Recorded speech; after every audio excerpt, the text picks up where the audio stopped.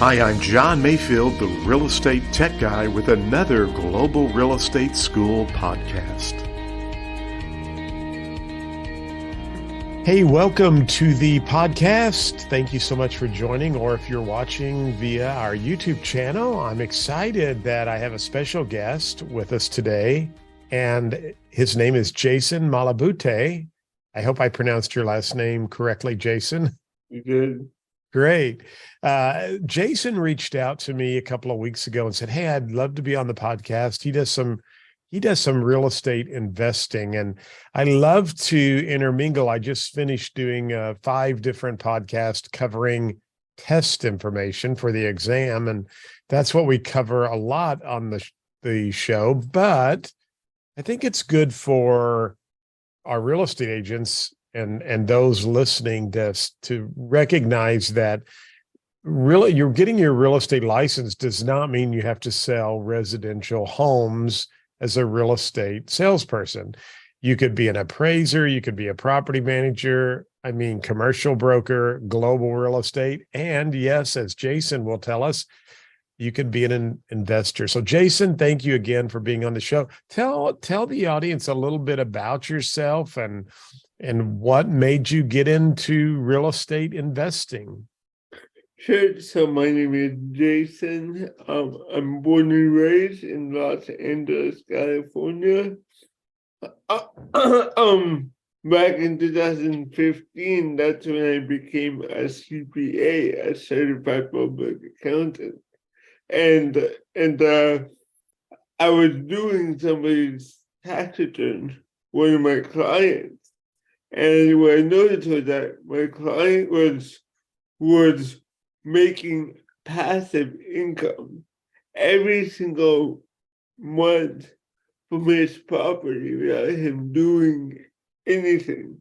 And that's how I first got intrigued into real estate investing.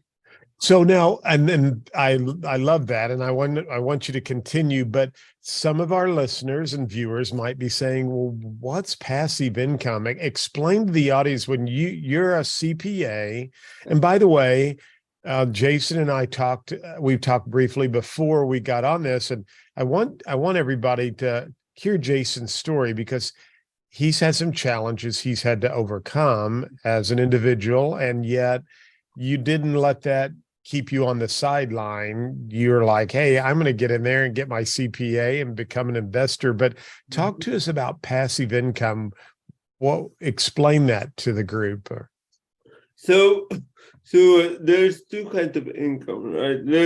There's active income that's you actually getting out of bed every single morning, getting in your car, going to your work, doing your job, and then you getting a paycheck every first and Right. 15th. That's an active income. Active income, your job, you get up, go to work, and receive a paycheck. Gotcha. Exactly. So passive income then would be like a side hustle. No, so a passive income is something that's paying you. Even if you're not working, even when you're sleeping. I got you. Okay. Yeah. So it's income you're going to be receiving just on the side from the investment you've made. Interesting. So you saw your clients making all of this passive income and you probably thought, there must be something to investing in real estate. Yeah. So let me rewind, right? Because as you were mentioning, I grew up with some challenges growing up, and to be more specific, I grew up with cerebral palsy. And for our listeners that doesn't know what is cerebral palsy, that is a physical condition that affects your motor skills and also your speech, right? So some people have a mild form of cerebral palsy, and some people have a really severe form of cerebral palsy. So growing up, my dad always told me, "Son, you have to get into entrepreneurship because it's going to be hard for you to get a high-paying job because you're going to be competing with people who don't have a disability. So I always had that in the back of my mind, but I didn't know exactly what kind of business I wanted to get into until that fateful day when I was doing my clients' taxes, and then I finally connected the dots about real estate investing. Interesting. So now you do not live in California now. You're in the Midwest, correct? Actually, I'm in California now. Okay, I'm gotcha. in Los Angeles. I'm born and raised in Los Angeles, and I know you're seeing that the majority of your audience are real estate agents and brokers, and they are very important to real estate investors like me because they are the gateholders and the gateholders to the deals that we are looking for. So Gotcha. it's important for the real estate investor to know how to work with real estate agents and brokers in their market, and then vice versa. It's important for brokers to know how to work with our real estate investors that's living outside of their market. Great. Very interesting. Now, I want to ask you, there's a lot I want to unpack because I'm very fascinated about this. First of all, tell us about tell us about the first investment you made. Yeah. So the first investment I made was out in Indianapolis, Indiana, and it was a single family house. It was $80,000 was the price back in 2019, and everybody said that I was crazy. They were saying, "What are you doing, buying properties in another state?" Yeah, that Um, was my first question. That was my first thought. yeah. They were saying that people were gonna take advantage of you, so on and so forth. But what happened was they didn't know that I take team building very seriously, and I made sure that I had the correct team members out in the Indianapolis market to make sure that that deal goes well. And actually, a couple years later, I sold that property for $105,000. So I made $25,000 in profit. Wonderful. Yeah. And I always tell people that that's one of the cool things about getting your real estate license. And that's, of course, this is Global Real Estate School. And I have a couple of other channels that I do podcast on that we may put this on, but real estate agents who invest in real estate, that's where you can really do well and shine. And what I love what you just said is putting the right team together. So if we have a listener and they have an investment property, they can contact you. If they, even though it's in another state, you might have other work for them or their brokerage to do some property management for them. Yes, and especially right now as we go into a downturn, into recession, we're going to see a shift. And most of the buyers during a downturn, it's gonna be real estate investors. And if you are a seller right now, there's nothing wrong with you selling right now. Because I have personally bought properties that needed a lot of work. Every single week there was a new work order. And then there was problem tenants.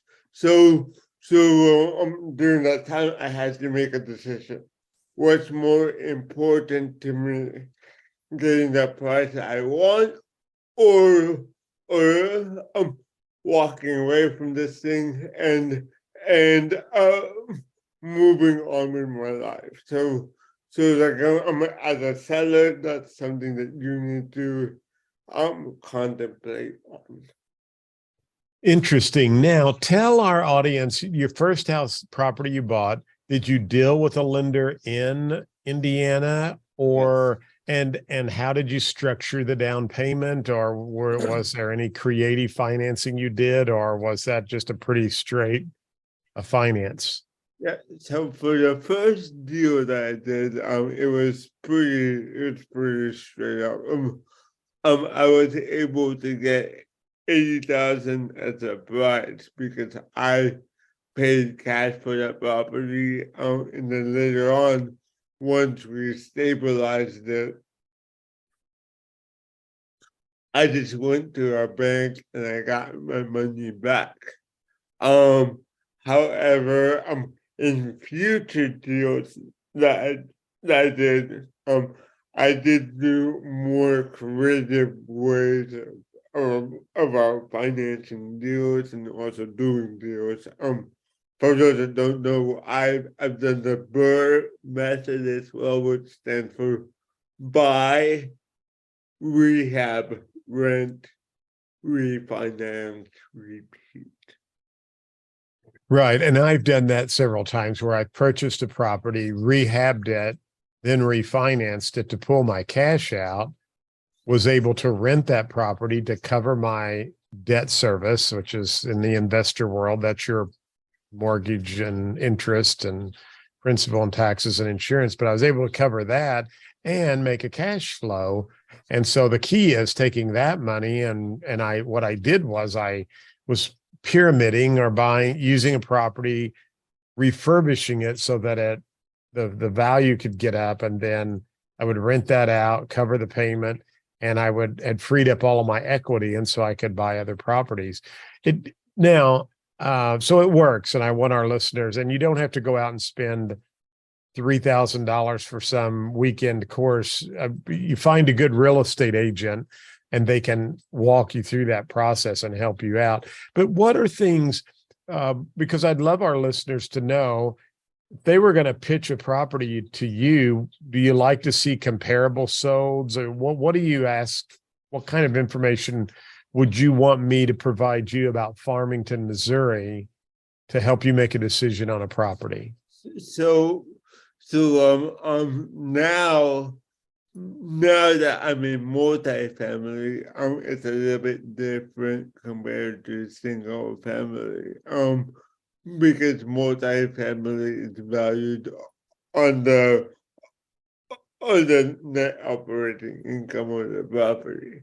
However, when I was still in single family homes, what was important to me back then was the comps, right? Because single family homes are based on the comps. And one mistake that I made when I was first starting was that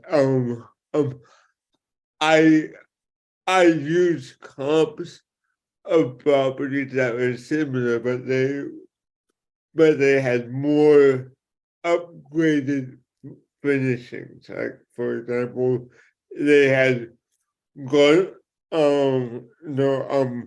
much nicer countertops, more amenities. So obviously that's gonna have a higher value compared to a property that has a rental finish to it.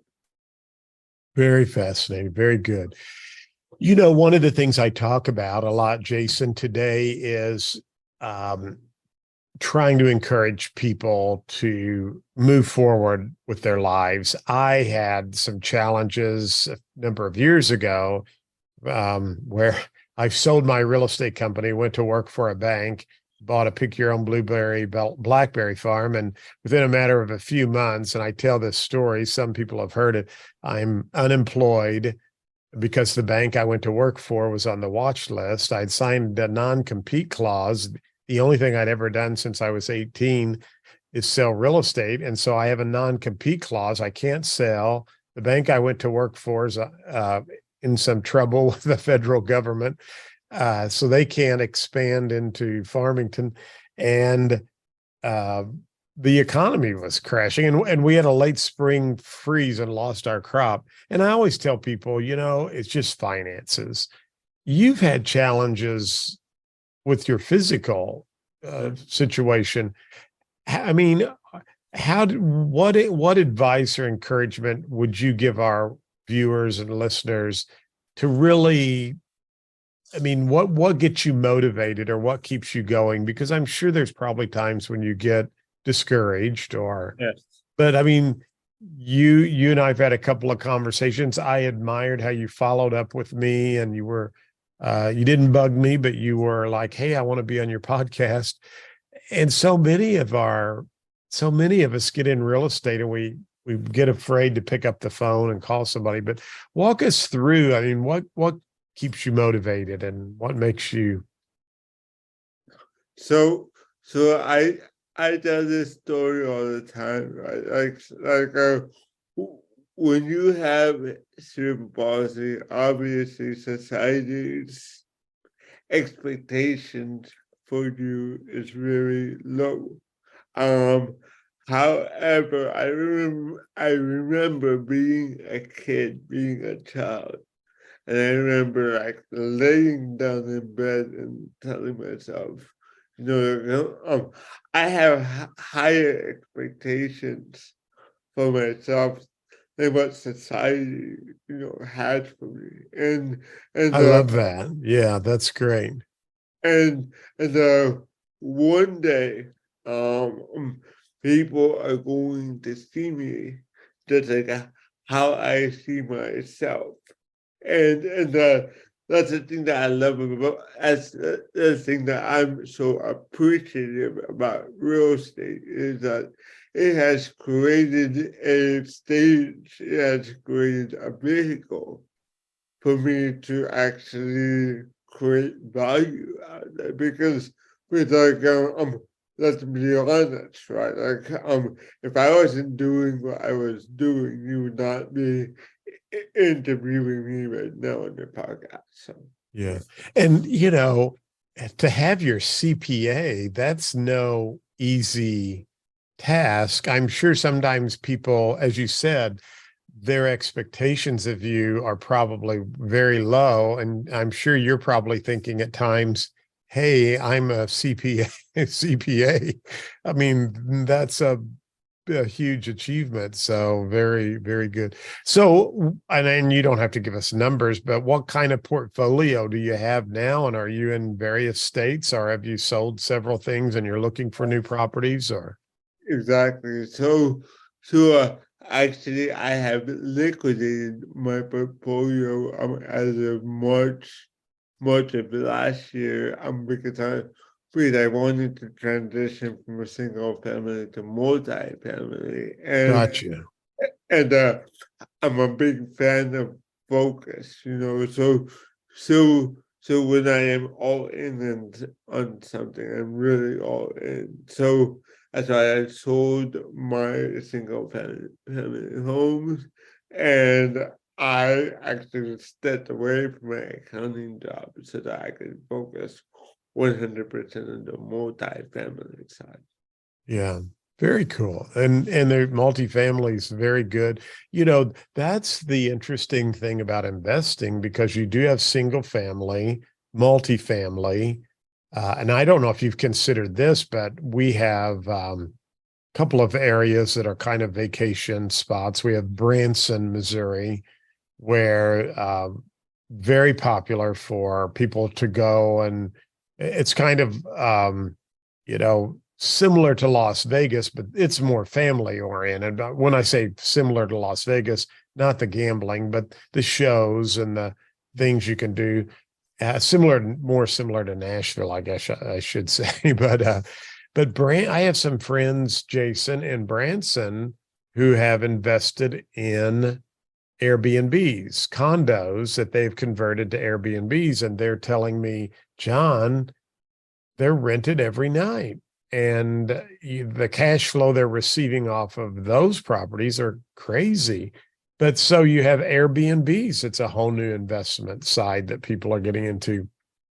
Government properties, warehouses, office buildings, the list can go on and on. So, Jason, I just appreciate you so much coming on and sharing your wisdom with us and your insights, and really just sharing your story and reminding all of us to just look at each day and be grateful and go forward.